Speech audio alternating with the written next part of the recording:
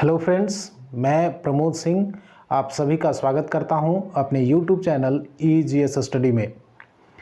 आज हम लोग देखेंगे झारखंड भूगोल विषय के अंतर्गत झारखंड की जलवायु के बारे में। इससे पहले के वीडियो में हम लोग देख चुके हैं झारखंड के भौगोलिक परिचय के रूप में, झारखंड का भूगर्भिक संरचना देख चुके हैं, झारखंड का धरातलीय उच्चावच भी देख चुके हैं। यानी कि झारखंड के भूगोल से हम लोग 3 टॉपिक कंप्लीट कर चुके हैं। आज ये चौथा टॉपिक होगा। आज इस चौथे टॉपिक के अंतर्गत हम देखेंगे झारखंड की जलवायु के बारे में और उसके प्रमुख फैक्ट्स के बारे में, जो कि झारखंड की परीक्षाओं के पीटी में महत्वपूर्ण भूमिका अदा करता है। जहाँ तक बात रही जेपीएससी में इस चैप्टर से, इस टॉपिक से प्रश्न पूछने की, तो यहाँ से प्रश्न पूछने की संभावना स्पेशली जलवायु से कम है। लेकिन इसी के अंतर्गत एक और टॉपिक है जिसको हम बोलते हैं जलवायु परिवर्तन, और जलवायु परिवर्तन से क्वेश्चन रहने की संभावना है। और चूँकि यह टॉपिक जो है जलवायु परिवर्तन वह करेंट से जुड़ा हुआ है, इसीलिए चांसेस ज़्यादा हो जाते हैं। इसीलिए यहाँ से यदि आप ध्यान रखते हैं तो सेकेंड पेपर में इससे क्वेश्चन आने की संभावना ज़्यादा है। आप यहाँ से इसको ज़रूर पढ़ लें। आइए देखते हैं इस चैप्टर में हमें क्या पढ़ना है। तो हम कुछ पॉइंट्स यहाँ आपको बता रहे हैं जो कि भले ही एग्ज़ाम की दृष्टि से महत्वपूर्ण नहीं है, लेकिन इस चैप्टर को समझने में आपको उसको जानना ज़रूरी है। आपको यहाँ ये जानना जरूरी है कि अक्षांश क्या है और देशांतर क्या है, अक्षांश का इम्पोर्टेंस क्या है और देशांतर का इम्पोर्टेंस क्या है। तो अक्षांश और देशांतर के बारे में हम पहले कुछ बता चुके हैं। आज हम आपको ये बताते हैं कि अक्षांश जो है वो शो करता है, या उसकी मदद से आप जान सकते हैं कि किसी क्षेत्र में किस प्रकार का तापमान पड़ेगा और उसकी मौसम का स्थिति क्या होगी। जबकि देशांतर से आप किसी देश के समय को ज्ञात कर सकते हैं, वहाँ कितना समय हो रहा होगा आप कंपैरिजन करेंगे जहाँ आप हैं वहाँ से, तो आपको समझ में आएगा। अर्थात यदि ये कहें कि अक्षांश जो है वो मौसम और जलवायु को बता देता है, तो देशांतर जो है वो दिन और समय को बता देता है। तो यहाँ देखते हैं इस टॉपिक को। आइए शुरू करते हैं। तो सबसे पहले हम जाने कि जलवायु की व्याख्या है क्या है, जलवायु किसको कहते हैं। तो जलवायु एक तरह से जलवायु और मौसम, इसको समझिए। एक दिन में मौसम में चेंजेस आते हैं। कभी बहुत बहुत ज़्यादा तापमान होता है, कभी बहुत जोरों की बारिश होती है।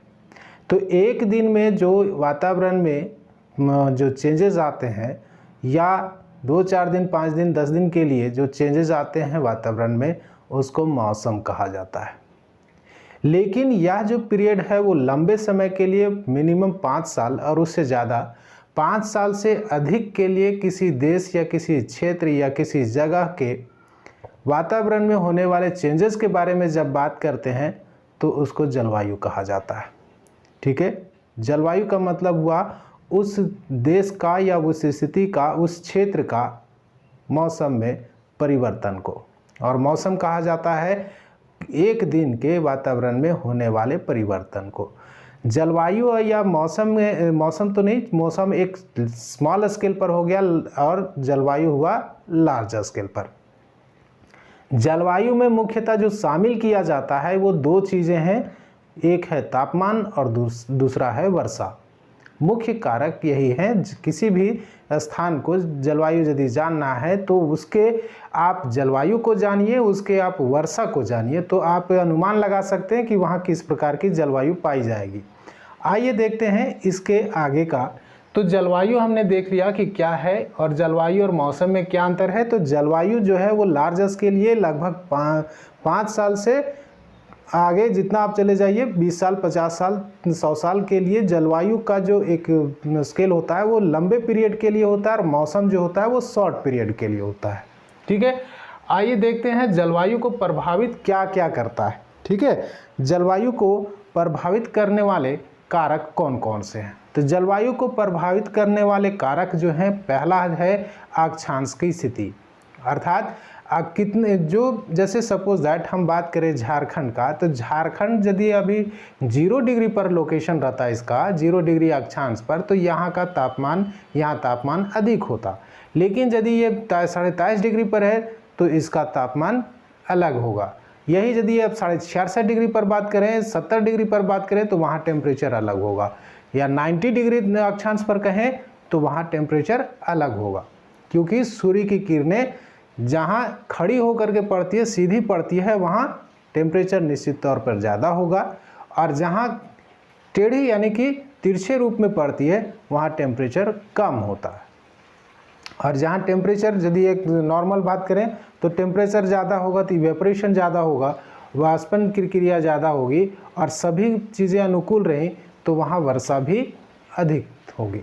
तो जहाँ एक तरह से हम सिंपली मान के चलें तो वर्षा ज़्यादा होगा, तो तापमान ज़्यादा होगा तो उस एरिया में वर्षा भी ज़्यादा होगा। एक सिंपली मैंने एक मान ले चले, यदि सभी भौगोलिक परिस्थितियाँ समान होते, वर्षा के लिए अन्य चीज़ें भी आवश्यक है, लेकिन यदि इतना तो ध्यान रखें कि जहाँ तापमान अधिक होगा वहाँ वर्षा भी होती है मैक्सिमम। अब यहाँ देख लेते हैं कि कौन कौन से कारक हैं। तो किसी भी क्षेत्र के जलवायु को प्रभावित करने वाले पहला कारक जो क्या हुआ, वो हुआ आपका जल अक्षांश, ठीक है। उसके बाद जो है दूसरा, समुद्र से दूरी। समुद्र से वह स्थान जिसके बारे में हम जानना चाह रहे हैं, उस स्थान का कितना दूरी है, ये हमें यदि मालूम हो तो हम उसके जलवायु के बारे में अनुमान लगा सकते हैं। क्योंकि समुद्र से नज़दीक का एरिया जो होता है, तटीय क्षेत्र जो होते हैं, कोस्टल रीजन जो होते हैं किसी भी देश का, किसी भी क्षेत्र का, वहाँ जो जलवायु होता है वो नॉर्मल, यानी कि ना तो ज़्यादा टेम्परेचर पाया जाता है और ना ही कम टेम्परेचर होता है, नॉर्मल हमेशा बना रहता है सालों भर। वहाँ अधिक शीत भी नहीं पड़ता और ना ही अधिक गर्मी पड़ती है। तो हम देखते हैं कि समुद्र से दूरी कहाँ है। अब झारखंड के परिप्रेक्ष्य में यदि बात करें तो झारखंड के परिप्रेक्ष्य में अक्षांश तो हम देख चुके हैं कि अक्षांश कितने अक्षांश में है, तो आप अनुमान लगा सकते हैं कि यहाँ जलवायु टेम्परेचर कितना होता होगा और बारिश कितनी होती होगी।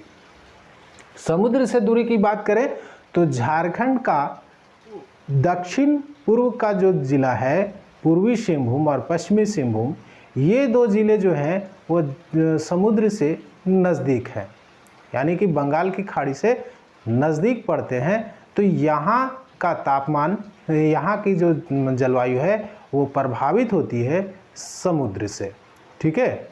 सबसे कम डिस्टेंस का कितना है तो 90 किलोमीटर, 90 किलोमीटर सबसे कम है पूर्वी सिंहभूम का एरिया का समुद्र से, ठीक है। आइए देखते हैं उसके बाद उच्चावच। उच्चावच की बात करें तो धरातल का जो इस शेप होता है, जैसे कहीं पर्वत है, कहीं पठार है, कहीं मैदान है, कहीं घाटी है, तो ये सारे उच्चावच भी जलवायु को प्रभावित करते हैं, ठीक है। पहाड़ों का जो कंडीशन होता है, मौसम का कंडीशन वो अलग होता है, प्लेन एरिया का जो होता है वो अलग होता है। आप यहाँ भारत के नज़रिए से देख ले, भारत में ही आप कुल तुलना करें तो जहाँ मैदानी भागों में का आप कंपैरिजन कीजिए और पठारी भागों का या पहाड़ के भागों का, या जैसे हिमालय क्षेत्र का देख लीजिए। हिमालय क्षेत्रों का जो कुछ ग्रीष्म ऋतु में जो जलवायु होता है, मौसम होता है, वो सुहावना होता है, और वही ग्रीष्म ऋतु में प्लेन एरिया में बड़ा दुखदायी होता है, लू चलते रहता है। तो उस स्थिति में कह सकते हैं कि धरातलीय उच्चावच जो है वो भी प्रमुख भूमिका निभाते हैं, जलवायु को प्रभावित करते हैं। अगला जो है वो है विक्षोभ, ठीक है। अगला जो है वो विक्षोभ है, चौथा में वो विक्षोभ भी प्रभावित करता है। विक्षोभ का हम ज्योग्राफी में आपको बताएंगे, जब ज्योग्राफी प्रॉपर रूप से ज्योग्राफी शुरू करेंगे तो विक्षोभ बनता है आसमान में, और वो जब खिसकता है तो आगे और पीछे दोनों के एरिया को प्रभावित करता है। उसी के कारण से कह सकते हैं कि टेम्परेचर बढ़ता है और उसी के कारण से बारिश भी होती है। तो इसीलिए विक्षोभ के कारण भी जलवायु प्रभावित होती है। ये है जलवायु को प्रभावित करने वाले कारक। यहाँ तक जो है वो आपका 2 टॉपिक जो है अक्षांश और समुद्र से दूरी, यहाँ से क्वेश्चन झारखंड के परिप्रेक्ष्य में पूछे जा सकते हैं। अक्षांश आपको बता चुके हैं। यहाँ अक्षांश में ये भी याद रखिए कि इस कर्क रेखा जो है इसके झारखंड के मध्य से होकर के गुजरती है, इसीलिए इस क्षेत्र में कर्क रेखा पर जैसे जलवायु पड़ती है वो झारखंड में भी पड़ती है। ठीक है, तो यहाँ याद रखिएगा और समुद्र से दूरी को याद रखिएगा। और समुद्र से दूरी को यदि आप याद करते हैं तो आप 90 किलोमीटर याद रखें। ठीक है, आगे झारखंड की जलवायु कैसी है, तो झारखंड की जलवायु है किस प्रकार की, तो उष्णकटिबंधीय मानसूनी। ठीक है, उष्णकटिबंधीय मानसूनी प्रकार की जलवायु। यहाँ आप याद रखिए कि किस प्रकार की जलवायु है, तो उष्णकटिबंधीय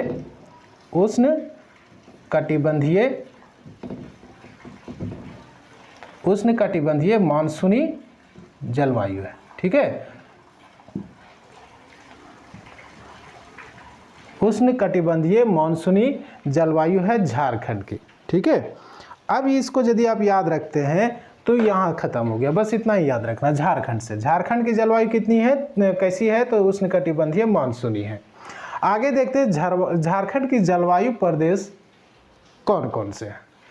तो झारखंड की जलवायु प्रदेश को, चूंकि झारखंड जो है विस्तार जो है 4 डिग्री अक्षांश में ही है, तो इस छोटे से अक्षांश में जलवायु प्रदेशों में बांटना बड़ा ही टफ काम होता है। ऐसे बांटने के लिए तो आप इसको 10, 20, 50 भागों में बांट सकते हैं। छोटा जो एरिया में एक जरा सा टेम्परेचर और वर्षा में यदि डिफरेंस आता है तो आप बता सकते हैं कि यहाँ इस प्रकार की जल। लेकिन एक यदि लार्ज स्केल पर कहें तो यहाँ जो है वो मुख्यतः 3 भागों में बांट सकते हैं, जो कि NIDM ने भी इसको बांटा था। NIDM के अनुसार से झारखंड के जो जलवायु प्रदेश हैं वो 3 प्रकार के हैं। ठीक है, पहला है मध्य उत्तर पूर्वी पठार। अब मध्य उत्तर पूर्वी पठार में कौन कौन से जिले आते हैं इसको ध्यान में रखिए। झारखंड का ध्यान रखिए, झारखंड का मैप याद रखिए, और झारखंड के मध्य भाग में कौन कौन से जिले हैं। तो मध्य भाग में रांची, हजारीबाग, चतरा, कोडरमा, रामगढ़, फिर उधर गिरिडीह, संथाल परगना के एरिया दक्षिण पूर्वी पठार में आ जाएंगे। तो दक्षिण पूर्वी पठार में संथाल परगना, उत्तरी छोटा नागपुर के जिले और दक्षिणी छोटा नागपुर के रांची। ठीक है, रांची जिले में इस प्रकार के जलवायु मिलती है। अब यहाँ सर कि मध्य उत्तर पूर्वी पठार में कैसा टेम्परेचर कितना होता है, टेम्परेचर नॉर्मल है। और ऐसे तो यदि पूरे झारखंड की बात करें तो पूरे झारखंड का औसत जो तापमान है वो 25 डिग्री सेल्सियस है। ठीक है, हम देखेंगे मौसम में आपको बताएंगे इस चीज़ को।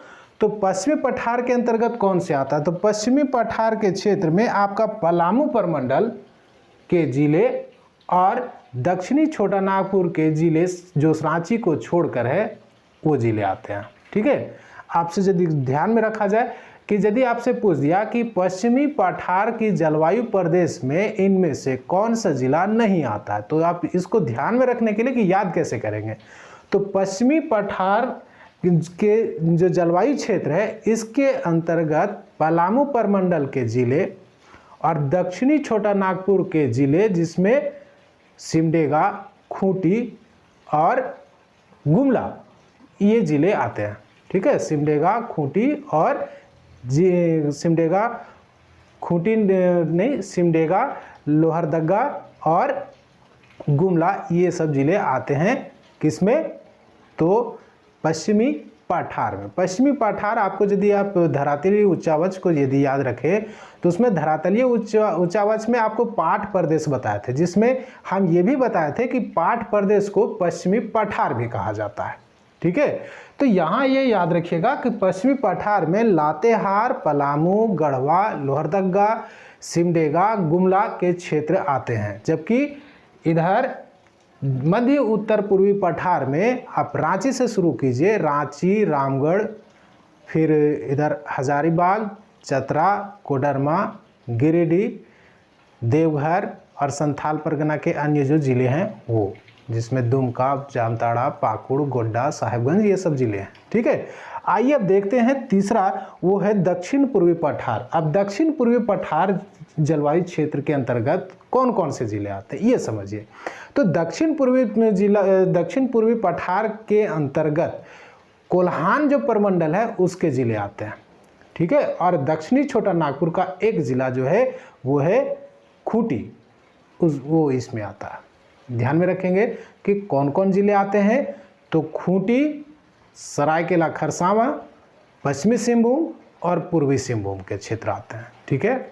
अब इस चीज़ को यदि आप इतना क्षेत्र जान गए तो आप इसका अनुमान लगा सकते हैं कि कौन जिला कहाँ है और यहाँ से आपका क्वेश्चन क्लियर हो जाएगा, ठीक है। इसीलिए कहते हैं कि यदि आप किसी भी क्षेत्र का ज्योग्राफी यदि आप या भूगोल जानना चाहते हैं तो सबसे पहले उस क्षेत्र का, उस देश का या उस राज्य का पहले आप मैप को बढ़िया से स्टडी कर लीजिए। यदि आपका मैप क्लियर हो जाता है तो आधा भूगोल उसका समझ में आ जाता है। इसीलिए फर्स्ट जो चैप्टर हम आपको बताएं वो झारखंड का जिला एवं प्रमंडल से है। आप यदि नहीं देखें वो वीडियो तो आपको डिस्क्रिप्शन, इस वीडियो के डिस्क्रिप्शन में दिया हुआ उसका लिंक, आप उसमें देख लीजिए कि झारखंड का कौन सा जिला कहाँ है और प्रमंडल किधर है, उसमें जिले कौन से हैं, उत्तरी छोटा नागपुर प्रमंडल किधर है, दक्षिणी छोटा नागपुर प्रमंडल कहाँ है, क्योंकि ये सारी चीज़ें याद करना जरूरी है। बिना उसके वो कह सकते हैं कि एक तरह से ABCD है यदि आप इंग्लिश पढ़ना लिखना सीखते हैं तो। इसीलिए मैप को जरूर याद रखें और मैप क्लियर रहेगा तो इसको रटने की ज़रूरत नहीं पड़ेगी, ठीक है। दक्षिणी पूर्वी पठार में कौन सा है, उत्तरी और मध्य और उत्तर पूर्वी पठार में कौन सा है, पश्चिमी पठार में कौन कौन से जिले आते हैं, ये याद करने की ज़रूरत नहीं पड़ेगी। अब आगे देखते हैं झारखंड में कौन कौन से मौसम होते हैं। तो जैसा कि हम जानते हैं कि 3 मौसम है मुख्य रूप से, वो है गर्मी का मौसम, दूसरा वर्षा का मौसम और तीसरा जाड़े का मौसम या शीत। तो इसको शीत ऋतु, ग्रीष्म ऋतु और वर्षा ऋतु कहें। यही तीनों में से देखते हैं झारखंड में क्या है। तो झारखंड में यदि हम देखें ग्रीष्म ऋतु में, तो ग्रीष्म ऋतु का कार्यकाल जो कह सकते हैं, टाइमिंग जो है वो क्या है, तो ग्रीष्म ऋतु का टाइमिंग जो है, समय जो है वो है मार्च से लेकर के मई तक। मार्च अप्रैल में ये 3 महीने ग्रीष्म ऋतु का समय है, ठीक है। इसमें से यदि आपको पूछा जाए कि झारखंड का सबसे गर्म महीना कौन सा होता है, तो झारखंड का सबसे गर्म महीना होता है मई का महीना, ठीक है। सबसे गर्म जो महीना है वो मई का महीना है। और यदि ये पूछे कि झारखंड का सबसे गर्म स्थान कौन सा होता है, जहाँ सबसे ज़्यादा गर्मी पड़ता है वो स्थान कौन सा है, तो ध्यान में रखेंगे जमशेदपुर, ठीक है। जमशेदपुर। और कहीं आप कंफ्यूजन ना करें कि कुछ किताबों में डाल्टनगंज लिखा है, तो डाल्टनगंज नहीं है, जब है सही उत्तर जो है इसका जमशेदपुर है। जमशेदपुर में सबसे अधिक गर्मी पड़ती है ग्रीष्म ऋतु में। आगे देखते हैं वर्षा ऋतु। तो वर्षा ऋतु का जो टाइमिंग है वो है जून से लेकर के अक्टूबर तक, सितंबर तक मान के चलिए, अक्टूबर नहीं सितंबर तक, जून से लेकर के सितंबर तक जो है वो टाइमिंग है वर्षा ऋतु का। माना जाता है कि झारखंड में जो मानसून का आगमन है वो 10 जून तक हो जाता है, इसीलिए जून से मान के चलिए। अब कुछ वैरी करने लगा है, ये 15-20 जून तक चला जाता है, लेकिन एक नॉर्मल यदि माने तो 10 जून तक झारखंड में मानसून इंटर कर जाता है, प्रवेश कर जाता है। इसीलिए वर्षा का काल जो है वो आप जून से लेकर के सितंबर तक मान के चलिए। और झारखंड का में होने वाले जितनी भी वर्षा है उसमें 2 शाखाओं से बारिश होती है। वो होता है आपका एक अरब सागर के जो मानसून है उससे, अरब सागर की शाखा से, यानी कि यदि आप इसको ऐसे समझें, दक्षिण पश्चिमी मानसून से सर्वाधिक वर्षा होती है, ठीक है। दक्षिण पश्चिमी मानसून से झारखंड में दक्षिण पश्चिमी मानसून से बारिश होती है। अब दक्षिण पश्चिमी मानसून में 2 शाखाएं हैं, कौन कौन है, तो एक शाखा है आपका अरब सागर का शाखा, ठीक है, और एक है बंगाल की खाड़ी की शाखा, ठीक है, बंगाल की खाड़ी, ये समझिए। तो यदि आपसे पूछे कि झारखंड में किससे बारिश सर्वाधिक होती है, तो यदि ऑप्शन में दक्षिण पश्चिमी मानसून दिया हुआ तो वो हो जाएगा, ठीक है। लेकिन यदि उसमें शाखा दिया हुआ है, बोला हुआ अरब सागर शाखा से या बंगाल की खाड़ी की शाखा से, तो सबसे सर्वाधिक वर्षा जो है वो है आपका बंगाल की खाड़ी की शाखा से, ठीक है, बंगाल की खाड़ी की शाखा से सर्वाधिक बारिश झारखंड में होती है। अब यहाँ यदि दक्षिण पश्चिमी मानसून की बात करें तो सर्वाधिक वर्षा तो यहाँ पढ़ लिए। अब है कि यदि पूरे वर्ष भर में होने वाली कुल वर्षा का 80% जो बारिश है वो वर्षा ऋतु के दौरान ही हो जाती है, बाकी 20% बारिश होती है वो शीत ऋतु में या ठंडे के मौसम में, वही दिसंबर और जनवरी के मौसम में होती है। ठीक है, अब आगे देखते हैं, ये क्वेश्चन आप ध्यान में रखेंगे, औसत वर्षा और वर्षा का अंतराल।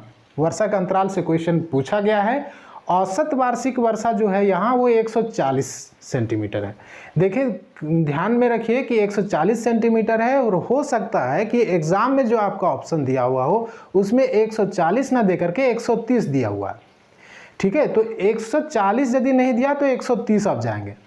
ठीक है, 130, और कि सर यदि 130 भी ऑप्शन में और 150 ऑप्शन में है तो आप किस में जाएंगे? तो 150 नहीं जाएंगे, हम जाएंगे 130 पर। ठीक है, क्योंकि औसत जो तापमान है वो 130 से लेकर के 140 है, ना कि 140 से लेकर के 50। 140 से 50 रहता तब हम 50 जा सकते थे, लेकिन है 130 से 40। तो ध्यान में रखेंगे, यदि क्वेश्चन आपसे पूछा जाता है कि झारखंड में औसत वार्षिक वर्षा कितनी है तो 140 सेंटीमीटर, आप 130 जा सकते हैं, 150 नहीं। ठीक है, अब देखते हैं, क्वेश्चन पूछा था एक एग्जाम में कि वर्षा अंतराल कितना है झारखंड में। तो झारखंड में मिनिमम जो वर्षा होती है वो 100 सेंटीमीटर तक वर्षा होती है, और अधिकतम जो है वो लगभग 200 सेंटीमीटर, जिसमें 180 सेंटीमीटर पाट प्रदेश में यानी नेतरहाट क्षेत्र में बारिश होती है सर्वाधिक। ठीक है, अब यहाँ ये भी याद रख लें, आप इसको याद रखें कि सर्वाधिक वर्षा किससे होता है, तो दक्षिण पश्चिमी मानसून से, जो कि आपको बता चुके। उसके बाद सर्वाधिक वर्षा किस स्थान पर होता है, तो सर्वाधिक वर्षा होता है नेतरहाट में। सर्वाधिक वर्षा वाला स्थान जो है वो नेतरहाट, यहाँ 180 सेंटीमीटर तक 180 सेंटीमीटर तक बारिश होती है। जबकि सर्वाधिक वर्षा वाला जो जिला है, ध्यान में रखिएगा, सर्वाधिक वर्षा वाला स्थान नेतरहाट है और सर्वाधिक वर्षा वाला जिला हजारीबाग है। ठीक है, सर्वाधिक वर्षा वाला जिला कौन, तो हजारीबाग, और सर्वाधिक वर्षा वाला स्थान जो है वो नेतरहाट है। अब नेक्स्ट जो मौसम है वो है आपका शीत ऋतु या ठंडे का मौसम, जाड़े का मौसम कह लीजिए। तो इस मौसम में का जो टाइमिंग है वो नवंबर से लेकर के फरवरी का। ठीक है, नवंबर से लेकर के फरवरी के मौसम तक, फरवरी के मंथ तक है। अब सबसे ठंडा जो मौसम होता है, सबसे ठंडा जो महीना होता है वो जनवरी का है। सबसे ठंडा प्रदेश, झारखंड का सबसे ठंडा वाला स्थान जहाँ सबसे अधिक ठंड पड़ती है वो है नेतरहाट। ठीक है, ये याद रखिएगा, झारखंड में सबसे अधिक ठंड पड़ने वाला स्थान कौन सा है, तो नेतरहाट। ठीक है, अब आते हैं झारखंड का औसत जो तापमान है वो 25 डिग्री सेल्सियस आपको बता चुके हैं। औसत वार्षिक वर्षा कितना है, तो 140 सेंटीमीटर, ये याद रखिएगा। अब आते हैं जलवायु परिवर्तन का टॉपिक में, जो कि अभी के ये जेपीएससी का पीटी का जो टॉपिक है उसमें इससे क्वेश्चन पूछे जाने की संभावना सबसे अधिक है। और क्वेश्चन पूछे जाने की संभावना इसलिए भी है क्योंकि ये करंट से जुड़ा हुआ मुद्दा होता है। देखिए क्या है, जलवायु परिवर्तन में एक आईपीसीसी की रिपोर्ट आती है जो कि 2007 में आई थी, जो जलवायु से होने वाले परिवर्तनों का उल्लेख करती है। उस रिपोर्ट में ये कहा गया कि भारत में लगभग हर एक जो 2007 तक में जो जलवायु परिवर्तन हुआ है उसमें से 0.5 से 0.7 डिग्री सेल्सियस तक तापमान बढ़ा हुआ है। ठीक है, 0.5 से लेकर के 0.7 डिग्री सेल्सियस तक तापमान बढ़ा है। इसमें झारखंड में क्या प्रभाव पड़ा है, इसको यदि देखें तो झारखंड में रांची और चाईबासा को यदि आप छोड़ दीजिए तो हर एक शहर का टेम्परेचर में वृद्धि देखने को मिली है।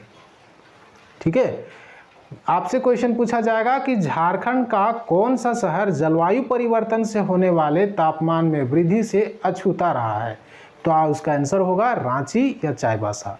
ठीक है, दोनों में से कोई भी एक आंसर ऑप्शन में रहेगा तो आप किसी को भी टिक कर सकते हैं, या दोनों रहेगा तो दोनों मारना है। ठीक है, अब आगे देखते हैं कि जलवायु परिवर्तन से वर्षा पर क्या प्रभाव पड़ा है। तो जलवायु परिवर्तन से वर्षा का जो टाइमिंग है, वर्षा का जो काल है, समय है, वो समय कम हो गया है। जैसे आप मान के चलिए किसी स्थान पर यदि बारिश 2 महीने तक होती है तो उस 2 महीने की बारिश में समय में कम हो गया। अब उसमें कहीं 1 महीने का है, कहीं 1.5 महीने का है, कहीं 1 महीने से भी कम हो गया। अब यहाँ यदि देखें तो झारखंड में रांची में पहले जो बारिश का जो काल था, समय था, वो 14.1 दिन था, जबकि ये घट करके 13.6 दिन हुआ, यानी कि लगभग 0.67 का डिफरेंसेस आया। ठीक है, अब देखते हैं इसमें से एक क्वेश्चन और पूछता है कि सबसे ज़्यादा प्रभाव कहाँ पड़ा। तो सबसे ज़्यादा प्रभाव जलवायु परिवर्तन का वर्षा में वो जमशेदपुर में पड़ा है। लगभग 27 दिन 27 डेज वर्षा काल कम हुआ है। कहाँ? जमशेदपुर में। ठीक है, ये याद रखेंगे क्योंकि यहाँ से क्वेश्चन आने की संभावना है। ये 2-3 टॉपिक जो आपको बता रहे हैं इसको एकदम याद रखिए। क्या याद रखना है कि किस शहर में टेम्परेचर जलवायु परिवर्तन से होने वाले तापमान में वृद्धि नहीं देखी गई है या उसका असर नहीं पड़ा है। या आगे क्वेश्चन पूछेगा कि जलवायु परिवर्तन से होने वाले प्रभाव में वर्षा का टाइमिंग में सबसे अधिक प्रभाव किस जिले पर पड़ा है। ठीक है, तो जमशेदपुर का जिला आप याद रखिएगा। ठीक है, कहाँ है, कौन से जिला में है भाई, ये आप कमेंट पर लिखिएगा। ठीक है, पूर्वी जमशेदपुर किस जिले में स्थित है, ये आप कमेंट करके लिखेंगे। ठीक है, अब आगे देखते हैं क्या है इसमें। तो इस चीज़ को यदि आप पढ़ लेते हैं, यहाँ तक आपका टॉपिक हुआ झारखंड की जलवायु। देखिए, झारखंड की जलवायु को हम पहले बता चुके, बीच में आपको बताया भी कि जलवायु को अधिक क्षेत्र में बांटने का मतलब है कि आप कंफ्यूज कर रहे हो या एक बेकार का चीज़ आप कर रहे हो जिसका कोई इंपॉर्टेंस नहीं है। क्योंकि 4 डिग्री सेल्सियस में, 4 डिग्री अक्षांश में ही ये बटा हुआ है और 4 डिग्री में इतना ज़्यादा वरीज थोड़ी करते हैं। आप किसी को डेल्टा प्रकार की क्या दे सकते हो, तो डेल्टा यहाँ झारखंड में है नहीं। झारखंड में मैदानी प्रदेश आपका कहाँ है, सिर्फ आपका छोटा सा अंश दिखाई पड़ता है, वो नदियों के कारण से, नदियाँ यहाँ से गुजरती हैं तो उसके कारण से। यहाँ डेल्टा तो कहीं है नहीं, तो इस कारण से इसको आप ऐसे बता सकते हो। ठीक है, ऐसे कह सकते हो कि हाँ। अब यहाँ आपको एक चीज़ और याद पड़ा, ये आप समझ लीजिए कि जैसे यहाँ से क्वेश्चन आपको पूछ सकता है। देखिए कैसे पूछता है, अब कैसे पूछेगा इसको आप ध्यान में देखिए। क्या लिखेगा कि इनमें से किस जलवायु प्रदेश में सबसे अधिक बारिश होती है। तो आप इसमें से आप देख लीजिए, आपको बारिश सबसे अधिक बताए कहाँ, हजारीबाग जिला में। तो जिले के अनुसार से कहें तो जिले के अनुसार से हजारीबाग किस में आएगा, तो मध्य और उत्तरी पूर्वी पठार में। लेकिन सर्वाधिक वर्षा वाला जो स्थान है वो कहाँ है, तो पश्चिमी पठार में। तो यहाँ आपसे क्वेश्चन पूछ सकता है क्योंकि कंफ्यूजन यहाँ क्रिएट होता है कि किस में टॉपिक, किस में आंसर मारेंगे। तो आप इसमें टिक कीजिएगा कि सर्वाधिक वर्षा वाला स्थान कौन सा है, तो किस जलवायु प्रदेश में होता है, तो पश्चिमी पठार में होता है, यानी कि पाट प्रदेश में होता है। ठीक है, ये याद रखिएगा। सर्वाधिक तापमान वाला तो दक्षिण पूर्वी पठार, जमशेदपुर इसमें स्थित है।